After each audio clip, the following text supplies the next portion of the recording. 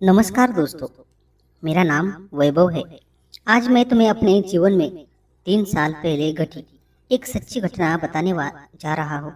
मेरा किराने का एक छोटा सा दुकान था। मैं उस समय 26 साल का था।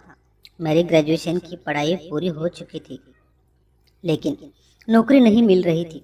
घर की आर्थिक स्थिति ठीक ठाक थी और हमारे घर का किराने का दुकान अच्छा चलता था, इसलिए नौकरी करने की जरूरत नहीं थी।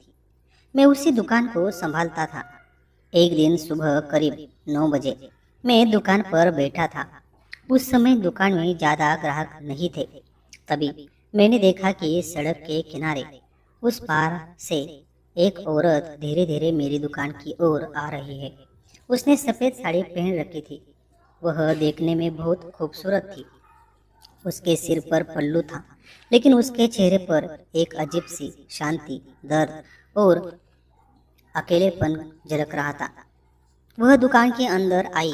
मैं उसकी तरफ देखता रहा, लेकिन उसने मेरी तरफ देखने की हिम्मत नहीं की। उसने कहा, 1 किलो चीनी, एक चाय पत्ती का पैकेट और 2 व्हील साबुन दे दीजिए। मैंने कहा, हाँ, अभी देता हूँ। और मैंने सारी चीजें निकालकर काउंटर पर रख दी। जब मैंने उसके चेहरे को ध्यान से देखा तो मुझे एहसास हुआ कि वह हमारे ही गांव के पांडु तात्या की बेटी अभोली है। उसका शादी 2 साल पहले हुई थी, लेकिन अब उसने सफेद साड़ी क्यों पहन ली थी? उसके माथे पर न तो बिंदी थी और न ही सिंदूर। मैंने पूछा, अभोली तुम? उसने मेरी तरफ देखा और हल्की सी मुस्कान दी। मैंने पूछा, तुमने सफेद साड़ी क्यों पहनी है? तभी उसकी आंखों से आंसू बहने लगे। उसने कहा, वैभव, मेरी शादी 2 साल पहले हुई थी। सब कुछ बहुत अच्छा चल रहा था। मेरा पति मुझसे बहुत प्यार करता था। वह एक अच्छी कंपनी में नौकरी करता था, लेकिन एक दिन उसका एक्सीडेंट हो गया और उसी में उसकी मौत हो गई। उसके जाने के बाद मुझे समझ नहीं आया कि जिंदगी को कैसे आगे बढ़ाऊं। मैंने 2 साल तक वही रहकर सब झेला, लेकिन अब कुछ दिन पहले मैं वापस गांव आ गई हूँ और अब यही रहूंगी। इतना कहकर उसने आंसू पोंछ लिए। मैंने कहा, सॉरी, मुझे तुम्हारा दुख याद नहीं दिलाना चाहिए था। वह बोली, सॉरी क्यों बोल रहे हो? मैंने तो सिर्फ अपने जीवन की सच्चाई बताई है। मुझे उसके घर की हालत मालूम थी। वे बहुत गरीब थे। मुझे बहुत बुरा लगा। उसने पूछा, कितने पैसे हुए? मैंने कहा, छोड़ो, रहने दो, पैसे नहीं चाहिए। लेकिन उसने मेरी बात नहीं मानी। उसने 100 रुपये निकाले और मेरे हाथ में रख दिए। फिर मुड़कर जाने लगी। मैंने आवाज दी, अरे पैसे नहीं चाहिए। मैंने कहा था, कम से कम बाकी के पैसे तो ले लो। उसने मुस्कुराकर बाकी पैसे लिए और चली गई। सच कहूँ तो हम दोनों एक ही स्कूल में पढ़ते थे, एक ही क्लास में। हम 10वीं तक साथ थे। मुझे वह तब भी बहुत पसंद थी। स्कूल में मैं उसे छुप छुप कर देखा करता था, लेकिन उस समय समझ नहीं थी कि यह प्यार है। 10वीं के बाद हम अलग कॉलेजों में चले गए और फिर हमारा संपर्क पूरी तरह टूट गया। उसके बाद आज पहली बार मैंने उसे देखा था, लेकिन उसे देखते ही पहचान गया। अब वह हर 2-3 दिन में मेरे दुकान पर आने लगी। धीरे धीरे हमारे बीच बातचीत बढ़ने लगी। एक दिन मैंने उससे कहा, अरे तुम ये सफ़ेद साड़ी मत पहना करो, तुम्हें इसमें देखना अच्छा नहीं लगता। उसके बाद जब वह दुकान आने लगे तो उसने सफ़ेद साड़ी पहनना बंद कर दिया और अलग अलग रंगों की साड़ियाँ पहनकर आने लगी। हर बार किसी नई साड़ी में वह पहले से भी ज़्यादा खूबसूरत लगती थी। वह अब बाल खुले छोड़कर आने लगी थी। माथे पर फिर से बिंदी लगाने लगी थी। सच कहूँ तो अब मुझे उसके लिए कुछ महसूस होने लगा था। शायद उसे भी मेरे लिए वैसा ही कुछ महसूस होने लगा हो। कुछ दिनों तक वह दुकान पर नहीं आई। पूरा एक हफ्ता बीत गया और मेरा मन बहुत बेचैन हो गया। जब तक वह दुकान पर नहीं आती थी, मुझे बेचैनी सी रहती थी। काम में मन नहीं लगता था। मुझे महसूस हुआ कि अब मैं उससे सच्चा प्यार करने लगा हूँ। उसकी बात करने का अंदाज बहुत प्यारा था और उसकी आवाज़ में ऐसी मिठास थी कि कोई भी उसे सुनता रहे। लेकिन किस्मत ने उसके साथ बहुत बड़ा खेल खेला था। एक हफ्ते बाद वह फिर दुकान पर आई। मैंने तुरंत पूछा, अरे इतने दिनों से कहाँ थी? तुम्हारे बिना तो दुकान सुनी सुनी लग रही थी। मेरा इतना कहना था कि उसने हैरानी से मेरी तरफ देखा और मुस्कुरा दी। बोली, मौसी की गाँव गई थी। लेकिन तुम तो बड़ी अजीब बात बोल रहे हो। तुम्हें मेरे बिना सच में मज़ा नहीं आ रहा था क्या? मैं थोड़ा झेप गया और जल्दी से बात टाल दी। नहीं, ऐसा कुछ नहीं, बस यूं ही। लेकिन मुझे लगा कि अब उसे समझ आ गया था कि मेरे दिल में उसके लिए क्या जगह है। अब धीरे धीरे हम रोज़ बातें करने लगे थे। एक दिन शाम के 8 बजे मैं दुकान बंद कर रहा था, तभी वह आई। उसे तो कुछ सामान लेना था। उसने सामान लिया और जब वह सीढ़ियाँ उतर कर नीचे जा रही थी, तभी अचानक तेज बारिश शुरू हो गई। बारिश इतनी जोरों से हो रही थी कि वह वापस दौड़कर दुकान में आ गए। तभी बिजली चली गई और पूरा अंधेरा छा गया। वह थोड़ा डर गई थी। उसने कहा कि उसे घर जाना है, लेकिन इतनी तेज बारिश में जाना मुमकिन नहीं था। मैंने कहा, अंदर आ जाओ वरना बारिश में भीग जाओगे। पर वह पहले से ही पूरी भीग चुकी थी। वह दुकान के अंदर आई और बारिश इतनी तेज थी कि पानी दुकान में भी अंदर आने लगा। मैंने जल्दी से दरवाज़ा बंद किया। अब अंदर पूरा अंधेरा था। वह मेरी तरफ देख रही थी, लेकिन उस समय मेरे मन में उसके लिए कोई गलत ख्याल नहीं था। अंधेरा इतना घना था कि हमें समझ नहीं आ रहा था कि हम कहाँ खड़े हैं। हम दोनों एक दूसरे को आवाज़ देते हुए टटोलने लगे और अचानक हमारे टक्कर हो गई। वह गिरने ही वाली थी कि मैंने झट से उसका हाथ पकड़कर उसे संभाल लिया।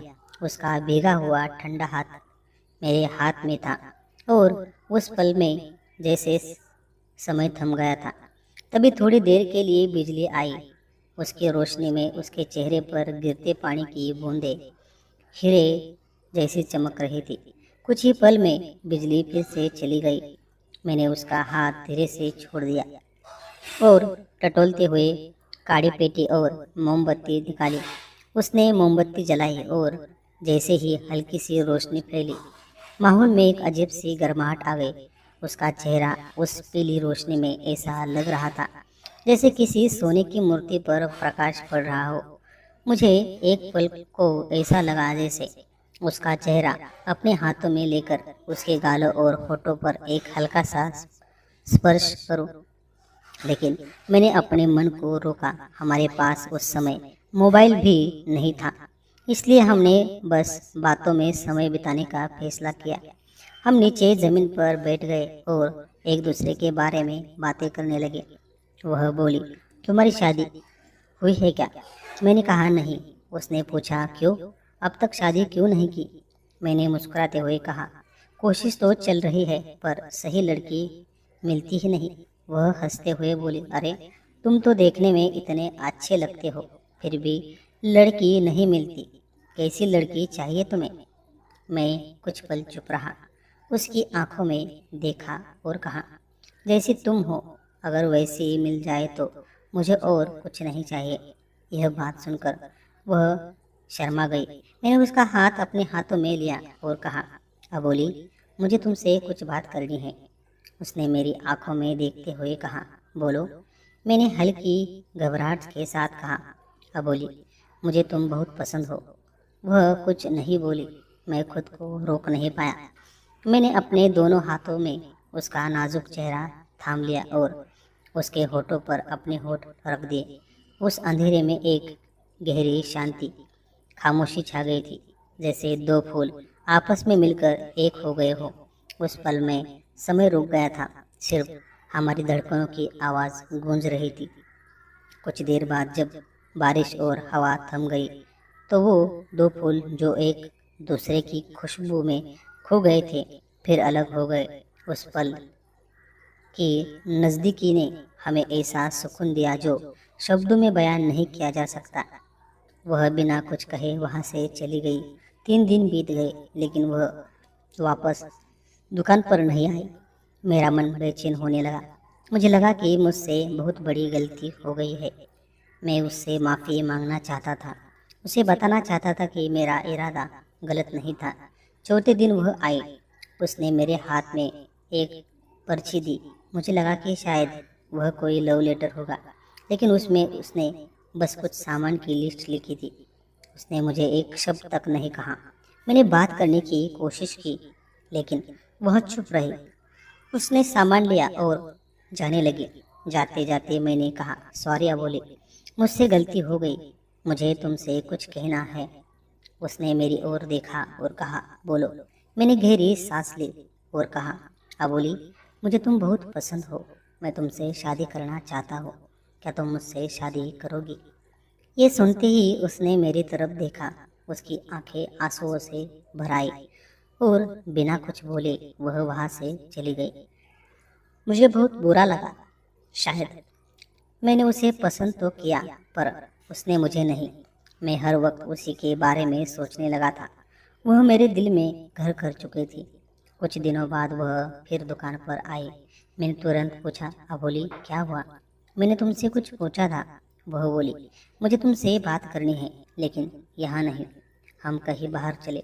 मैं दुकान बंद की और अपनी टू व्हीलर निकाली। हम गांव से लगभग 12 किलोमीटर दूर एक बाग में गए।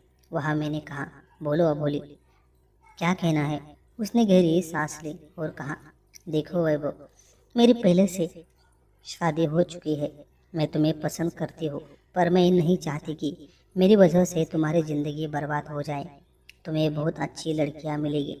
मैं नहीं चाहती कि तुम अपना भविष्य मेरे जैसे किसी पर दाव लगाओ। उसकी बात सुनकर मेरी आंखों में आंसू आ गए। मैंने कहा, अबोली, मुझे किसी और की ज़रूरत नहीं है, मुझे सिर्फ तुम चाहिए। अगर यह प्यार सच्चा है तो तुम्हारा अतीत मेरे लिए मायने नहीं रखता। यह सुनकर उसकी आंखों से आंसू टपकने लगे। उसने मुझे कसकर गले लगा लिया। हम दोनों एक दूसरे की बाहों में बहुत देर तक वैसे ही खड़े रहे। उस पल में जैसे सारे गम मिट गए हैं। अबुली के चेहरे पर सुकून था, एक नई उम्मीद थी। मैंने उससे कहा कि वह अपने घर वालों से बात करे, लेकिन उसने मुस्कुराते हुए कहा, तुम अपने माता पिता को लेकर आना, मेरे घर आकर औपचारिक रूप से बात करो। मैंने घर जाकर माँ बाप से बात की। पहले तो उन्होंने मना किया, कहा कि विधवा लड़की से शादी करना समाज में सही नहीं माना जाएगा। लेकिन मैंने जिद की, समझाया कि मुझे उसकी अतीत से नहीं बल्कि उसके इंसानियत से प्यार है। आखिरकार मेरे सच्चे प्यार के आगे उन्होंने भी हार मान ली। फिर हम सब उसके घर गए और वहाँ जाकर बात की। उसके पिता ने मेरा हाथ थामा, मेरी पीठ थपथपाई और कहा, तू अच्छा लड़का है, मुझे तुझ पर विश्वास है। उन्होंने शादी के लिए हाँ कह दी। कुछ दिनों बाद हमारी शादी हुई। उस दिन हमारी शादी की पहली रात थी। हम दोनों बहुत खुश थे। हमें लग रहा था कि पूरी दुनिया हमारे कदमों में है।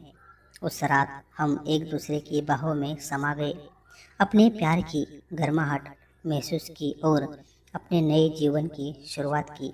कभी कभी जिंदगी खुद एक नई शुरुआत का मौका देती है। दुख, दर्द, अकेलेपन से बाहर निकलने के लिए किसी का साथ बहुत ज़रूरी होता है। सच्चा प्यार किस्मत से मिलता है, लेकिन उसे स्वीकार करने का साहस हमारे अपने हाथों में होता है।